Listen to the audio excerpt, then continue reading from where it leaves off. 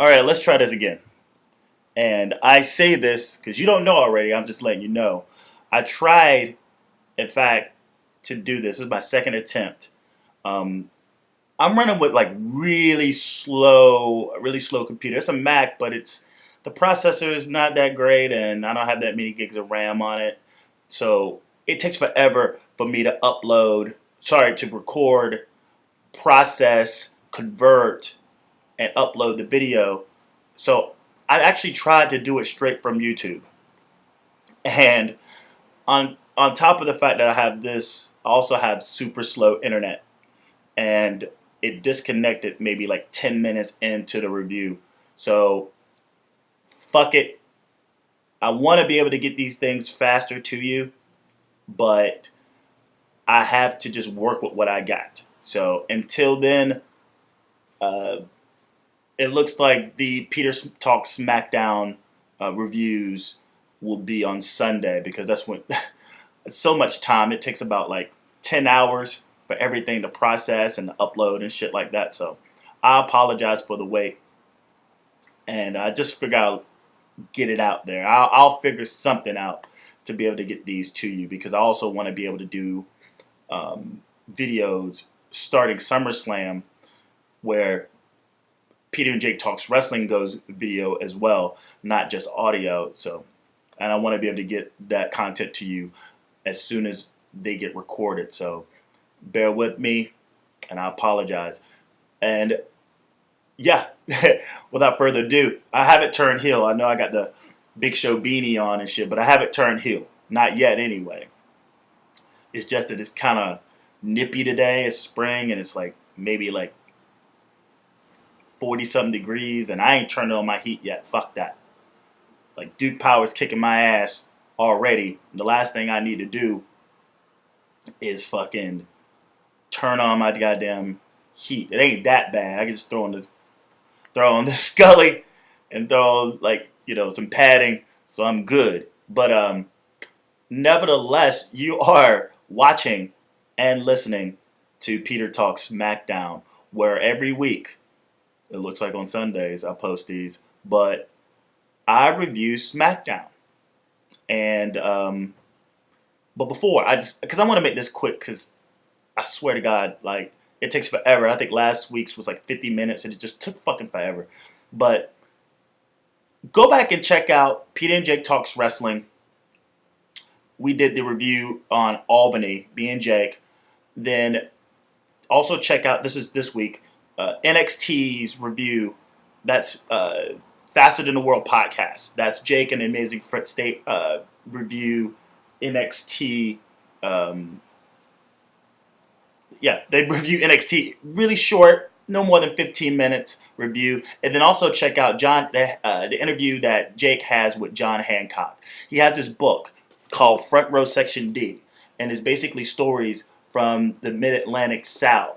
He's like a legendary, like, super fan here from Greensboro, and he just has all these amazing stories in this book. And in the interview that he has with Jake, he tells some awesome stories that are from this book. So if you haven't heard of this, if you haven't heard of John Hitchcock, be sure to look it up. I mean, these books are for sale online. The $20 is definitely worth the purchase. You get like really cool like photos and stories. I'm doing a bad job of showing stuff, but yeah, check this shit out. Magna TA, dude. Check out that interview. I just uploaded it yesterday, and Jake conducted the interview. Great listen. And I want to make this quick, so let's go straight into Peter Talks Smackdown. And this week, they were coming from Providence, Rhode Island. And on commentary, it's Tom Phillips, Baron Saxton, and Jerry the King Lawler. Now, I'll say this quickly. Tom Phillips is already a commentary-ready guy. I don't know why they didn't throw him out there when Brock Lesnar had all the crazy carnage and shit. But they put out Saxton, I guess, to throw him a bone, give him a chance, possibly make a darker face as the voice of the WWE for maybe 2 nights, 2 weeks, whatever. But Tom Phillips, you can tell that he's just ready. He did a great job this week. He done an amazing more job than Byron Saxton could ever do because he's already play-by-play ready. Byron Saxton is a color commentary. Is a oh God, I cannot talk.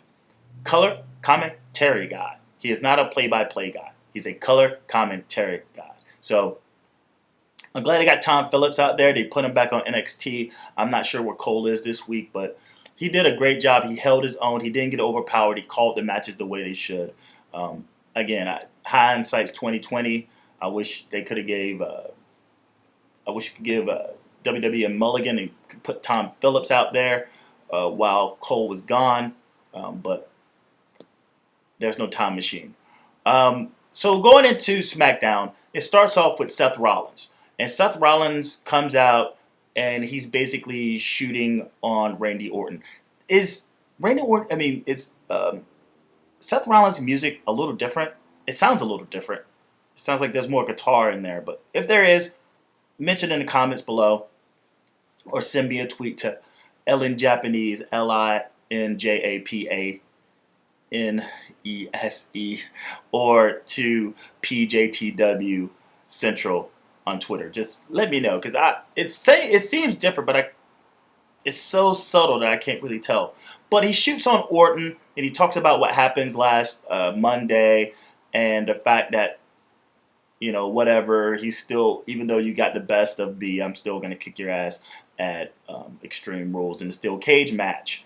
And then he shoots on Kane because he's been appointed the gatekeeper of the steel cage to prevent outside interference. So he's just talking about how he only gave him, basically, he just goes, yeah, he gave him the thing, and he's just some used to be Kane, former retired Kane, old aging has-been.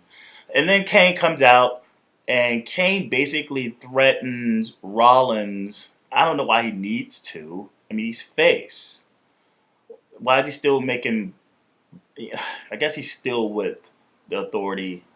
But still, why is he, blackmailing Seth Rollins? He basically blackmails Seth Rollins into the situation leading up to making Rollins lie down for him to get his win back when he laid down for Rollins last week. So he wouldn't be biased towards Randy Orton during the match. He's like, my job is to watch the gate and keep people out, but you better be friends with me so I'll be more in your favor. Weird shit. Well, anyway, Rollins is just like, Triple H only gave you this job because he feels sorry for you. And, you're going to go back to doing what you're told. That's what you're best at. You're a suit now, all this shit. But then, that's when Kane brings up, you better lay down for me in order for me to, be in your favor. And actually, Rollins, in haste, he lays down. And he's basically laying down just to get the advantage. He bought into Kane's ruse, I guess. And Kane basically goes, I'm just kidding with you, man. It was weird. But basically, I'm just kidding with you. This is this whole I'm just kidding with you shit from Triple H, and then it was other people. It was getting old, man. They need to cut that shit out. It's getting old. Well, anyway, he goes, well, you don't have to lay down to me. I was just fucking with you. But you do have a match with Dean Ambrose, and you have a match with Dean Ambrose right now. So we get Ambrose versus Rollins. But before the match even starts, Harper comes out, and then there's this, Ambrose is standing in between the ring and Harper, and he's just like, holy shit, what am I going to do? He runs in the ring. I guess he goes at Rollins. The bell hasn't rung yet. Harper comes in. The fight spills outside.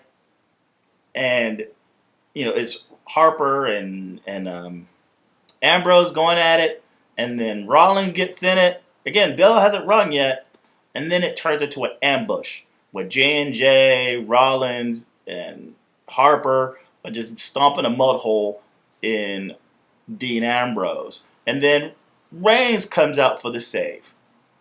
And what we have right now is, first time in a very long time, is a Shield reunion. Even though Rollins is not in the Shield, but they're all in the same space for the first time, and I don't know how when. And the commentary doesn't mention anything about it. I think they mentioned something about Ambrose and Reigns being in the Shield at some point very loosely, but they don't bring it up. Man, this is like a big deal. These guys are considered one of the best factions in WWE history. I mean, I don't consider it, but like, the talk. And then they're all in one space together again, and nothing's of it. Nothing's brought of it. And I just found it pretty weird that the commentary didn't really make a big deal out of this. So you get a no-sell from the commentary about that, and they, I guess you know how this works. We just didn't have Teddy Long to make it official, but we end up getting a Ambrose Reigns versus Rollins Harper in the main event. The next match is a tag team match, which is Ziggler and Neville versus Sheamus and Barrett. And I guess if you've been keeping up with what's going on, you have Sheamus, who's this heel, basically picking on the smaller guys, and right now he's like the internet darling killer, calling people out. And Barrett is along for the fight, is along for the ride.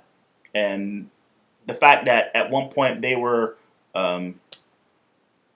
booked in a feud not too long, a couple of years ago, but now they're tag teaming up. And you know what? If you really think about it, you look at these two tag teams, they actually look like legitimate fucking tag teams. And, Sheamus can be a solo act and I think be really successful. He is. They love him at WWE. So that's what's up. But you look at like the tandem of Ziggler and Neville, that's a pretty sick tag team. And Sheamus and Barrett makes for a really good tag team as well. But this is a one-off, basically to sell the Extreme Rules match between Ziggler and Sheamus, and a Kiss My Arse match. Still, our stream rules my ass. No pun intended. But this ends up being a good match. Neville starts off. Oh yeah, before we get the speaking debut of Neville, which is I think that's right, where the little box and Ziggler's talking. And then Neville comes up. He only says like 3 words, bully busters, we're going to take those bullies out. But like we finally, I guess if you're the casual watcher and don't know who Neville is from NXT, you finally get to hear his ass. So Neville starts off the match. Sheamus shoots on both of them as they enter the ring. And he's like the whole, pipsqueak, size, height, whatever, you guys suck, whatever. They ring the bell. Neville starts out like a house of fire. The guy, again, we got 2 guys being pushed, sorta. Neville's starting off with a bang, facing John Cena and facing fucking Seth Rollins and Sheamus. Like, he's starting off fighting big guys. Like, it's amazing. You have Kalisto, who's also a high flyer. Again, we see who gets to the top of the mountain, but it's gonna be it's gonna be fun seeing these 2 guys ascend. But Neville starts out house of fire. Your typical Neville sort of start, fast pace, flips, flying. Dude's crazy. And within that thing, when he was kicking Sheamus' ass at the beginning, Barrett tries to like sneak from the back, and he gets basically tossed over, and he makes a bad spill. It was horrible. I hope nothing really comes of it, because You know, we know that he's accident prone. I mean, injury prone. Sheamus, not Sheamus, but Barrett is, and he falls directly on his ass bone, like just straight, bam, just lands right on his fucking tailbone, and I'm just like, holy shit! They even show it again, man. It's like, yo, check out this shit, and it looked painful, but he turned out all right. I hope it doesn't really escalate to anything else because it's nice to keep Barrett out there. I mean, I like him. We're still waiting for him and his big push after say what happened with the Nexus, but he can't. He keeps getting hurt. But the match is pretty decent, man. And they come back from break, and Sheamus has the upper hand on Neville, and so on and so forth. Within the match, this is the thing that Sheamus does when he flips the guy and he just lets him fall. And I've been bitching about that for the last 2 weeks, how reckless that is. He actually adjusts it. It's like a flip, but he actually and lets him go like a suplex toss. But he actually, this time, he takes Neville and he kind of places him, which makes me so much happier because it's just such a reckless move. You can land so badly, whether on your neck or on your arm, if you got no guidance. I guess the guys in the back or people have been complaining to the WWE about it, but I'm glad. So he picks him up and it's sort of a toss, but he kind of guides them down, thank God. So during the match, Ziggler kicks out of a wasteland. He reverses a Winds of Change, but Ziggler and Neville gets the win with a zigzag combination with the red arrow on Barrett, which I go, yeah, again, Ziggler and Neville, if they ever decide to put those two as an actual tag team, that shit would be golden. Golden. And it could help both of them. I mean, because Ziggler, for some reason, he's going to lose. My prediction, he's going to lose against Sheamus. There's going to be a career killer it's a potential career killer match to where someone has to kiss someone else's ass at the end.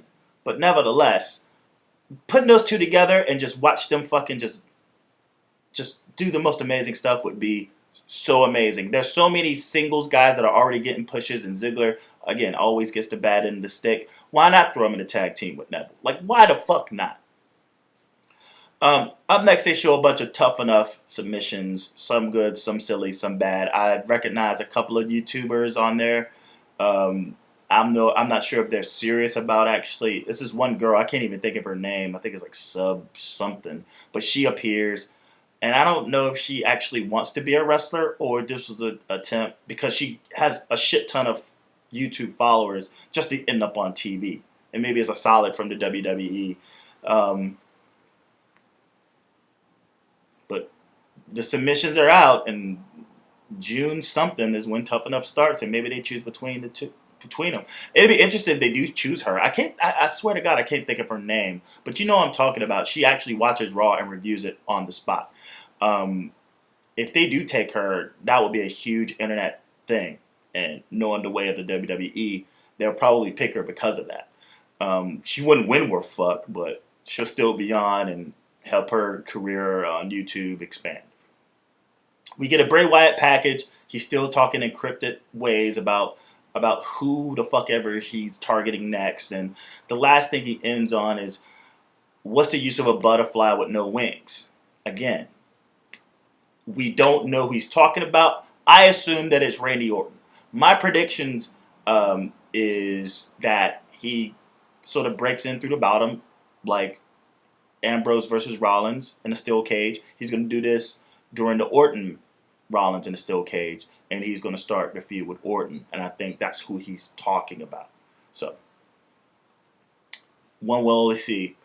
Next up, we get Natalya versus Naomi. Now, what's happened before with these two is within the intergender competitions between the Usos and Naomi versus the Marksmen, Kid Cesaro and Natty, is that those two get in the ring and just have like an amazing display of like technical like spots, and I mean it's pretty badass.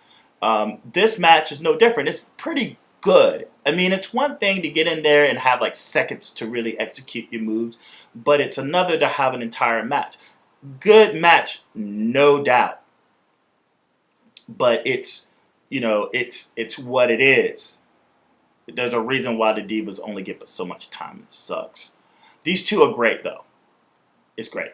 But we find out that it's official that Paige is not competing against Nikki Bella in Extreme Rules. That it's Naomi that is facing Nikki. I think that's going to be some sort of a ruse. I still have Nikki winning somehow in my predictions. And I think they're going to start a Naomi Paige feud. I'm not sure what happens to the Bellas afterwards, but they're going to do something. But I have Nikki winning. Good match. Naomi, again, the two of them are great. Naomi makes it look easy. Natty, I wish, was a little bit stronger. She used to be badass, and now she loses all the time, and she comes off as, she seems tough, but she comes off as really soft.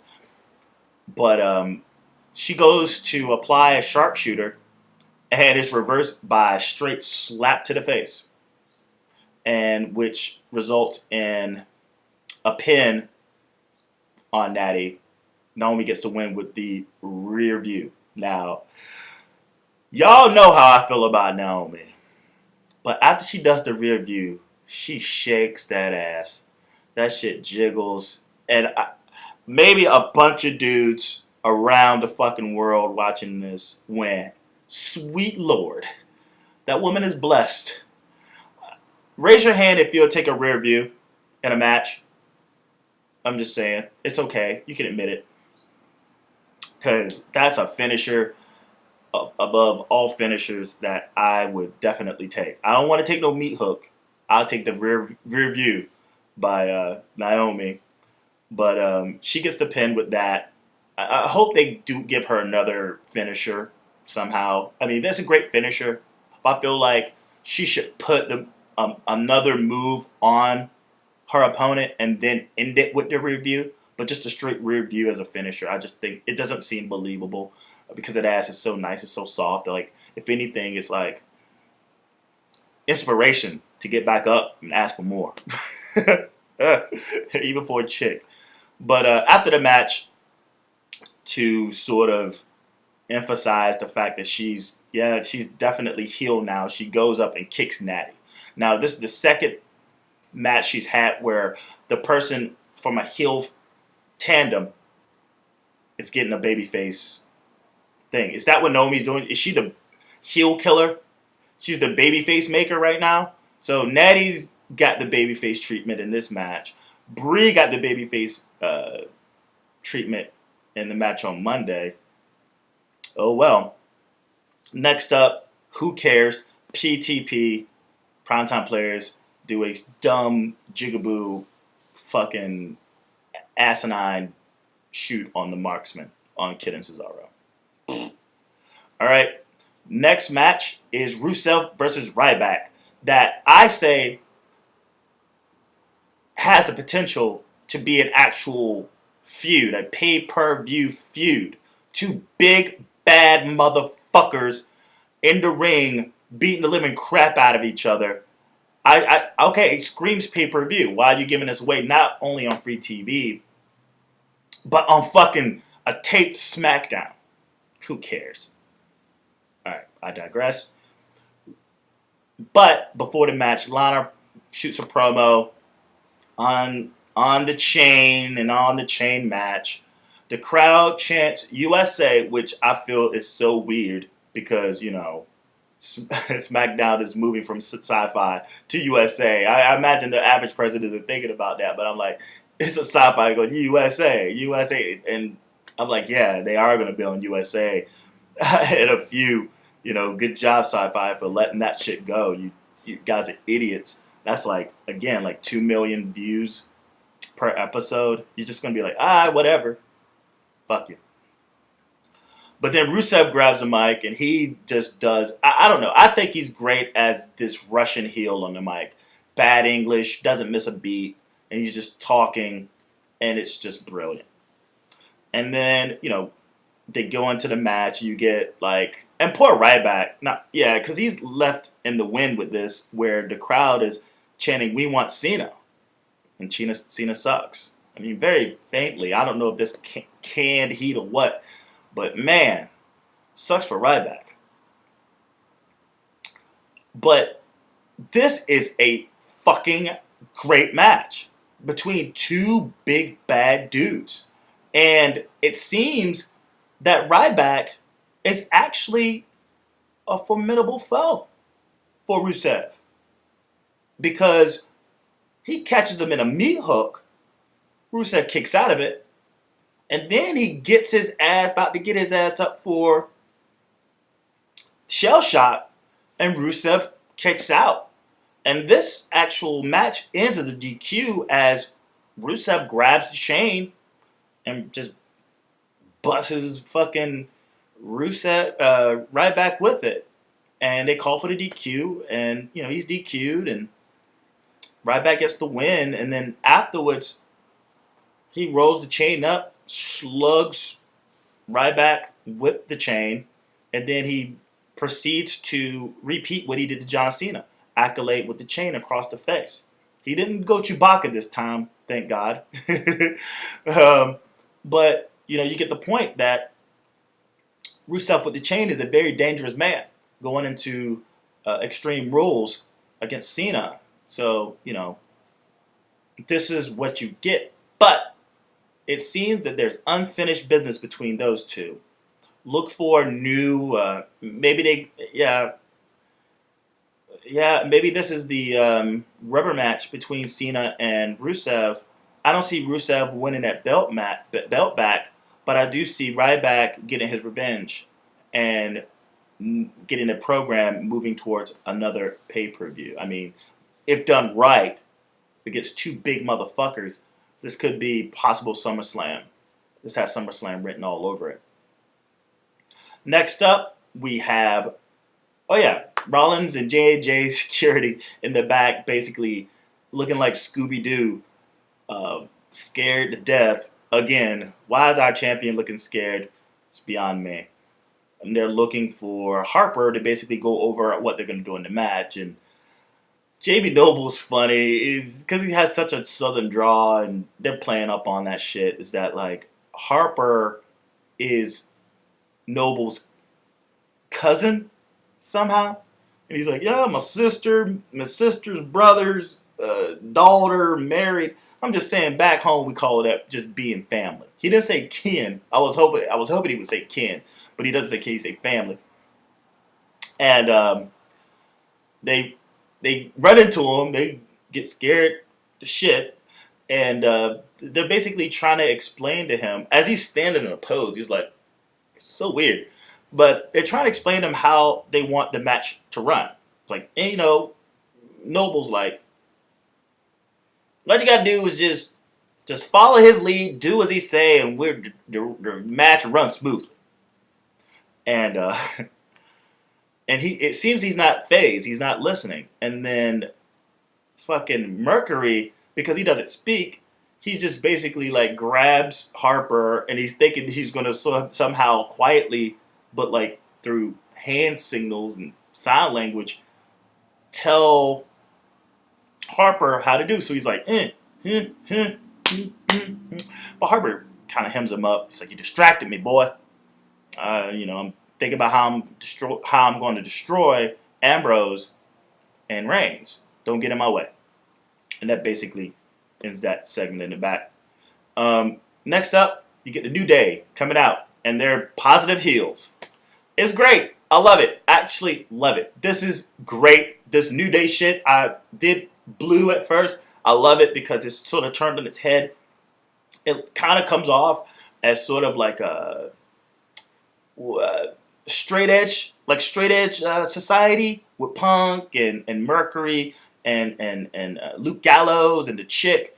It comes off like that. Like, yes, we're these good guys, and we're telling you that, like, just be these positive people and don't do bad things, and we're all of a sudden bad guys.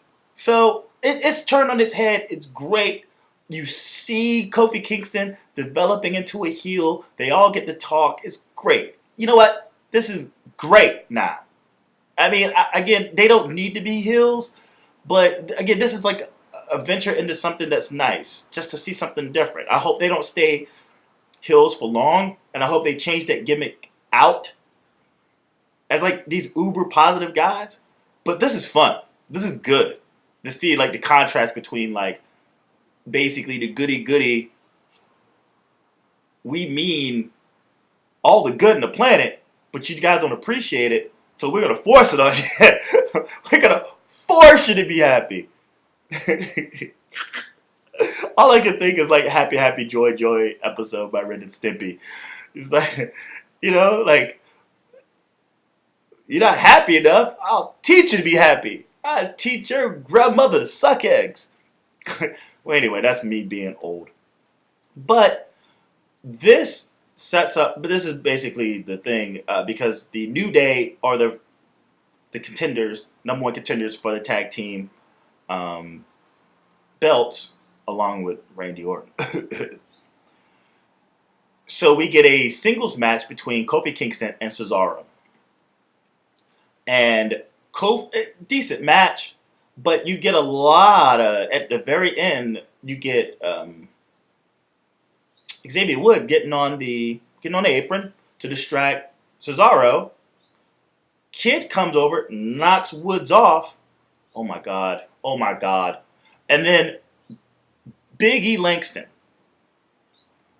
then grabs fucking Tyson Kidd, and he belly to belly suplexes his ass on the outside. I mean, it was just like a monster on like a baby kitten. He just, no pun intended, he just grabbed his ass like he was nothing and just tosses him. It's the most amazing thing. And then with all the distractions, Cesaro catches a Trouble in Paradise and basically loses. So Kofi gets the win with Trouble in Paradise. And after that, we get the Reigns, Ambrose versus Rollins, Harper main event tag team thingy. With Kane at ringside. Decent match enough. I'll be honest. They didn't play up into, again, they didn't at all talk about the Shield. It seems that like there's no hatred towards Rollins. They're just all in a match. You would still think that there'd be a little bit like animosity, that like in a match like this, both Ambrose and Reigns would just be a little more angry, but they're not. This is just a standard match. Like nothing happened. Hey, we're just two dudes over here. You're just a dude over there. But I tuned in, tune out until the very end of the match where chaos fucking exudes. Fucking Reigns hits J&J with the funniest Superman punch I think I've seen. A double Superman punch. He kind of like, dude, just kind of hits him like that. That was pretty funny. What else happens here? Ambrose gets fucked by Harper outside somehow. You get a double super kick from Harper to Reigns. I mean, it was just like, I think he's about to like hit him with the like clothesline. Pap! He bounces off the rope. Pap! Catches him again. And then there's this awesome fucking sequence where Rollins just comes flying with a knee, and Reigns is woozy, and then Harper just fucking rocks his ass with a fucking swinging lariat, that spin lariat he does, killer clothesline, whatever the fuck you want to call it. But, he kicks out the pin, and then through all that chaos, he gets the pin to Ambrose. Ambrose gets a bit of a hot tag, which leads to him jumping from the top rope to the outside, on top of Rollins, Harper, and J&J. Big spot. Pretty good looking spot. But as everyone's laying down, Kane grabs Rollins and throws him into the to the ring to sort of meet beat the 10 count because count. Reigns gets up. He thinks he's won with the assist that he's beat the count out, but Ambrose actually gets back into it. He beats the count as well and tags in Roman Reigns. Where Roman Reigns just basically just dives into Rollins with a spear for the pin. And that's how the match ends. You show Kane with a smile on his face. Now, you don't know whether Kane did that. And this is what the commentary is saying. You don't know whether he did that to help Reigns or he threw him in for the sacrifice. So that's how Raw. That's how SmackDown ends. Decent enough go-home show for SmackDown going into the our stream rules this Sunday. Again, check out Peter and Jake Talks Wrestling, the Raw Albany review. Check out our predictions, the preview and prediction show for Peter and Jake Talks Wrestling in video format. Check out Faster Than the World podcast, NXT review from this week. Also check out the interview Jake gives with John Hancock of Front Row, Section B. Again, the good old days of Mid-Atlantic wrestling, Jim Crockett Productions, all that shit. Great interview. Again, if you like stories, old stories, listen to that interview. And is anything else? Yeah, that's about it. Follow me on Twitter, Instagram, and hell, even Snapchat if you like to, under Ellen Japanese. That is LINJAPANESE.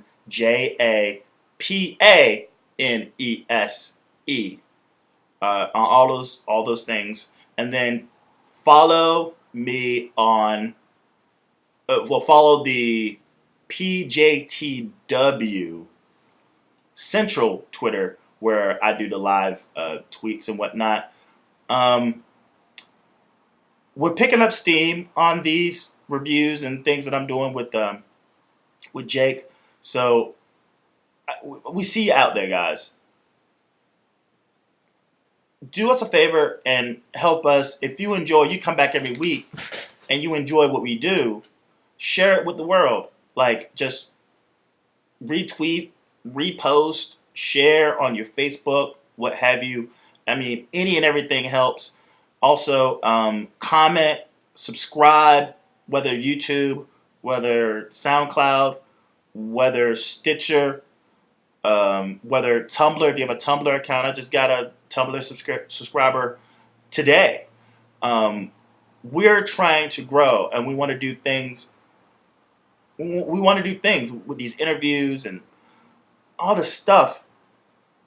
We want to grow, so you can help us. Thumbs up, like, again, comment, post, subscribe, follow, all those things. Share to your heart's content. And Peter and Jake Talks Wrestling, or PJTW Central, can, entertain more people. So thank you so much. And be sure to check out all the other shit. Even Dang, We Love Divas, Pilot. And enjoy Extreme Rules. I know I will.